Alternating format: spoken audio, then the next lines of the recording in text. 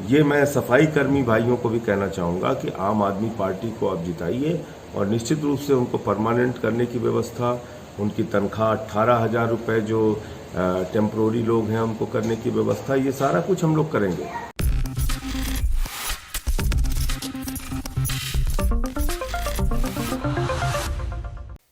No curfew, no दंगा, UP में सब चंगा। जी हाँ, ये बयान है यूपी सरकार में मुख्यमंत्री योगी आदित्यनाथ का। योगी आदित्यनाथ सीधे तौर पर दावा पेश कर रहे हैं कि कोई भी दंगा नहीं हो रहा है, कोई कर्फ्यू नहीं हो रहा है और यूपी में सब कुछ चंगा, यानी कि सब कुछ ठीक है। ये दावा योगी आदित्यनाथ कर तो रहे हैं, लेकिन इस पूरे मामले पर जो है अब सियासत गरमाती हुई नजर आ रही है। योगी सरकार को काउंटर करने के लिए अब आम आदमी पार्टी से सांसद संजय सिंह ने एक बड़ा बयान दिया है। जी हाँ, उन पर काउंटर करके संजय सिंह ने एक बड़ा बयान दिया है। इससे पहले आपको बता दें कि यूपी के नगर निकाय चुनाव को लेकर के सियासत जो है वो अब गरमाई हुई है। एक तरफ अखिलेश यादव है मैदान में, मायावती हैं, भारतीय जनता पार्टी है, तो अब इस लड़ाई में आम आदमी पार्टी भी कूद चुकी है। यूपी के नगर निकाय चुनाव में आम आदमी पार्टी अपने दावे ठोक रही है और कहीं ना कहीं चुनाव प्रचार भी जोर शोर से किया जा रहा है आम आदमी पार्टी की तरफ से।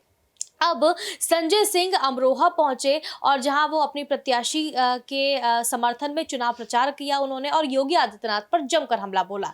योगी आदित्यनाथ के इस दावे को काउंटर करते हुए उन्होंने क्या कुछ कहा वो आपको बता देते हैं। उन्होंने कहा कि नो कर्फ्यू, नो दंगा, यूपी में सब चंगा के बयान पर तंज कसते हुए उसी अंदाज में पलटवार करते हुए उन्होंने कहा कि सबसे लेता है पंगा, भाजपा सरकार है नंगा। ये बात जो है वो संजय सिंह ने कही है। आपको बता दें, वहीं पीएम मोदी के मन की बात पर उन्होंने कहा कि यूपी में गन की बात हो रही है और मोदी जी मन की बात कर रहे हैं। जी हां, आप सांसद संजय सिंह नगर पंचायत सैदन गली पहुंचे, जहां उन्होंने लोगों से वोटों की अपील करते हुए कहा कि हमारे कैंडिडेट को चुनाव प्रचार नहीं करने दिया जा रहा है। आपके समर्थक पंचू अग्रवाल पर 3 एफआईआर कर दी गई, बच्चों तक एफआईआर कर दी गई। तो ये बयान संजय सिंह देते हुए नजर आ रहे हैं। इसके अलावा संजय सिंह ने क्या कुछ कहा है, सुनिए। देखिए, पूरे उत्तर प्रदेश में आम आदमी पार्टी नगर निकाय का चुनाव बहुत मजबूती के साथ लड़ रही है। अभी मैंने देखा योगी आदित्यनाथ जी चुनाव प्रचार में कह रहे हैं कि तीसरा इंजन भी हम ही को दे दीजिए। तो पहला इंजन जो नरेंद्र मोदी जी का है वो तो अडानी के लिए काम करता है। दूसरे इंजन में योगी आदित्यनाथ जी की सरकार में हमने कोरोना की महामारी के दौरान यहाँ पर कुव्यवस्था देखी। 26,000 सरकारी स्कूल बंद हो चुके हैं, नगर निगम भ्रष्टाचार के केंद्र बन चुके हैं, तो दूसरा इंजन भी फेल है। अब उत्तर प्रदेश को नया इंजन चाहिए आम आदमी पार्टी के रूप में, और इसलिए हम लोगों से अपील कर रहे हैं कि एक मौका आपने मोदी जी को दिया, एक योगी जी को दिया, ये शहरों की सफाई का काम है, ये झाड़ू वालों को दे दीजिए। सर, मुरादाबाद में ये देखने में आ रहा पिछले कुछ दिन से तमाम इलाके हैं जहां लोग चुनाव का बहिष्कार कर रहे हैं। कोई कह रहा है सड़कें नहीं बनी, कोई कह रहा है कुत्तों से निजात नहीं दिला पा रहे हैं, आवारा कुत्तों से, तमाम तरीके की चीजें जिसकी वजह से लाखों लोग, एक दो नहीं लाखों लोग चुनाव का बहिष्कार कर रहे हैं। देखिए, जब मैं कह रहा हूं कि नगर निगम भ्रष्टाचार के केंद्र बन गए हैं तो यही सारी चीजें हैं। आप बजट आप देखिए, नगर निगम का अच्छा खासा पैसा आता है। हाउस टैक्स के नाम पे भ्रष्टाचार करते हैं, वाटर टैक्स के नाम पे भ्रष्टाचार करते हैं, सड़कों के निर्माण के नाम पे भ्रष्टाचार करते हैं, सफाई कर्मियों की भर्ती के नाम पे भ्रष्टाचार करते हैं। यानी कि भूत कर्मचारी हैं, कर्मचारी हैं ही नहीं और उनके नाम पे पैसा निकल रहा है। तो ये मैं सफाई कर्मी भाइयों को भी कहना चाहूँगा कि आम आदमी पार्टी को आप जिताइए और निश्चित रूप से उनको परमानेंट करने की व्यवस्था, उनकी तनख्वाह 18,000 रुपये जो टेम्प्रोरी लोग हैं उनको करने की व्यवस्था, ये सारा कुछ हम लोग करेंगे।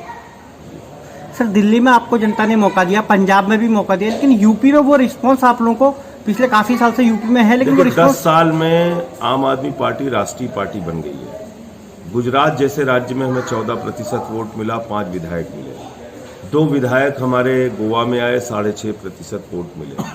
तो आम आदमी पार्टी का विस्तार हो रहा है। उत्तर प्रदेश जाति और धर्म के जाल में फंसा हुआ प्रदेश है, हम सारे लोग जानते हैं, इस बात से इनकार नहीं कर सकते और इस सच्चाई को स्वीकार करना चाहिए।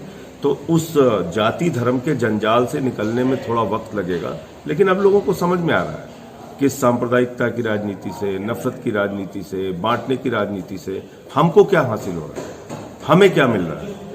नरेंद्र मोदी जी सारा कुछ अपने गुजरात के दोस्त अडानी के नाम करते जा रहे हैं।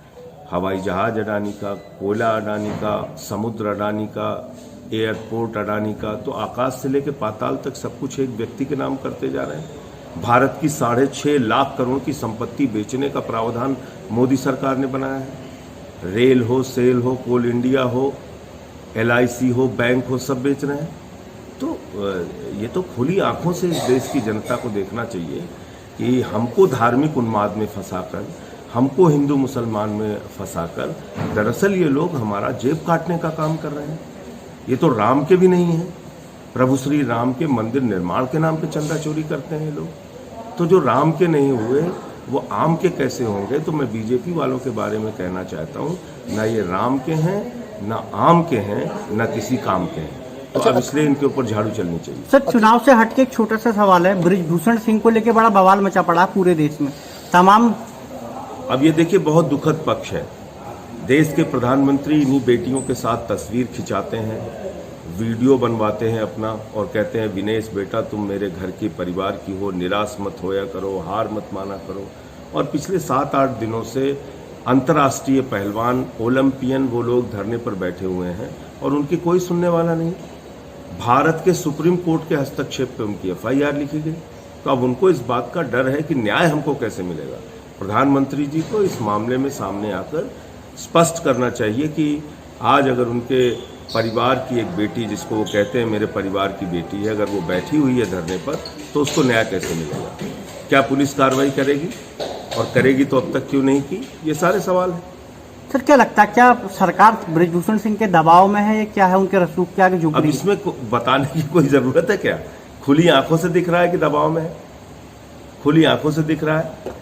आपके खिलाफ कोई पर्चा दे दे, कोई एप्लीकेशन दे दे, तो तुरंत FIR हो जाएगी। किसी व्यक्ति के खिलाफ, किसी अपोजिशन के नेता के खिलाफ कोई सामान्य सा एप्लीकेशन दे दे तो तुरंत FIR भी हो जाएगी और गिरफ्तारी भी हो जाएगी। तो ये तो खुली आंखों से दिख रहा है कि सरकार दबाव में है, पुलिस दबाव में है। सर, ये कहा जा रहा है अगर बृजभूषण को अरेस्ट करती है, सरकार करवाती है, उसको पुलिस अरेस्ट करती है, तो जो पूर्वांचल का और गोंडा के आसपास का इलाका है वहां पे सरकार कमजोर पड़ेगी। तो ये नफा नुकसान पे अगर कुछ बीजेपी वालों के मन में है तो उनको सामने आके बोलना चाहिए कि भैया हमारा ये राजनीतिक नुकसान हो रहा है, इसलिए हम साथ नहीं दे सकते। बोलना चाहिए मोदी जी को आके कि हम अपनी राजनीतिक फायदे नुकसान को पहले देखेंगे, न्याय अन्याय को बाद में देखेंगे। ये बात उनको बोलनी चाहिए। तो सुना आपने, संजय सिंह सीधे तौर पर योगी आदित्यनाथ पर निशाना साधते हुए नजर आ रहे हैं और ये आरोप लगा रहे हैं कि उनके प्रत्याशियों को चुनाव प्रचार करने नहीं दिया जा रहा है, उससे रोका जा रहा है। बहरहाल आम आदमी पार्टी जो है यूपी के नगर निकाय चुनाव में अपनी तैयारियां जो है वो जोरों शोरों से करती हुई नजर आ रही है।